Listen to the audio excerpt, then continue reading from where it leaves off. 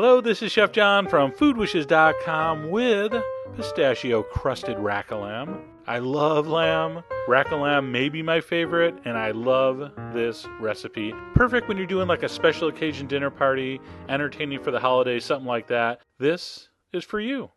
All right, so you're going to need 1 rack of lamb per every 2 people you're serving. And they're pretty standard as far as size. There's usually always 8 bones. They're about 1 pound and just under 1.5 pounds total weight each. Now the loin part is pretty much trimmed, okay?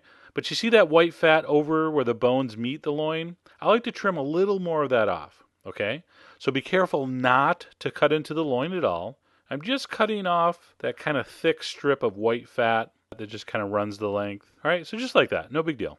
The only other prep I like to do, take your knife and make about a 1 inch to a 1/2 inch cut between each bone. Do not cut into the loin. You're just cutting where the bone meets the meat. Meets the meat? What? All right, you know what I'm saying. We're going to generously salt and pepper this. I'm also going to do a little bit of herb de Provence, which is kind of a Mediterranean dried herb mix, rosemary and thyme and a little bit of lavender. And we've used that before. You can read about that on the blog. And of course, don't waste salt and pepper. You can do the old tapa with your meat on the cutting board to pick up any of that extra spice.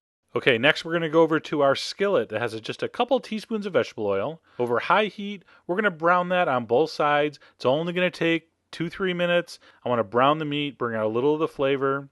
So let the pan get hot, sear that top side, what was the fat side.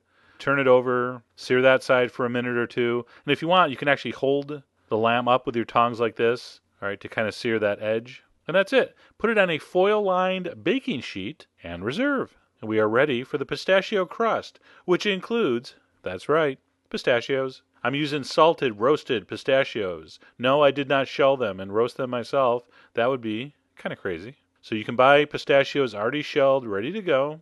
And I'm going to chop it pretty fine. I don't want a powder, but I want small enough pieces where they stick to the coating. So just about like that. I'm going to combine that with some plain breadcrumbs. Oops, I just kicked the tripod again.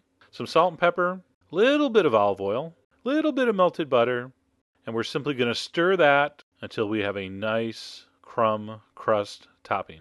Next, we need something to glue the crust onto the lamb, which is going to be some delicious Dijon mustard. All right, how much? I don't think I've ever measured it. I'm going to guess about 1.5 tablespoons, 2 tablespoons per, but enough to coat.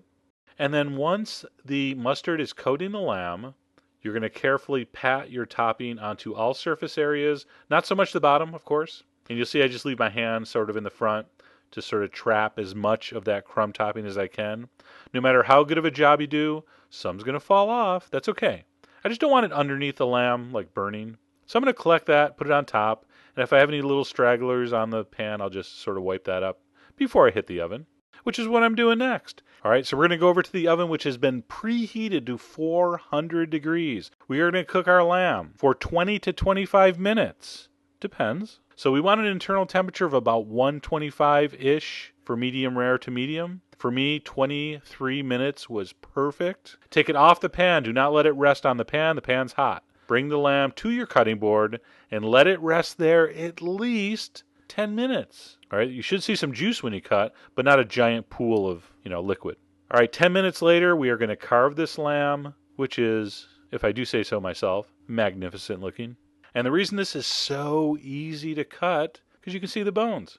So turn it that way so you can see the bones facing you, and you're going to simply cut in between the bones. I like to cut it in half first, so 4 bones on one side, 4 bones on the other. Look at that. Amazing. Make sure you cook your meat like this, pink. Don't cook rack of lamb well done. You might as well eat some other kind of meat. Just kind of wasting it. All right. Then I like to cut that half and half. And I like to give one from that end and one from the other end because there's a little more meat around the bones that are thinner. The bones get a little bigger towards that end and the loin gets a little smaller. So kind of mix the pieces so everyone gets, equal portion. And that's it. The rest of the video is pretty much me torturing you eating this amazing lamb. Just truly delicious. The tanginess of the mustard with that sweet, nutty, rich pistachio. Absolutely perfect with lamb. And what I like about this most of all, you bring this to the table and people are just sure you were slaving away all day in the kitchen. It looks fancy. And little do they know, so simple and easy.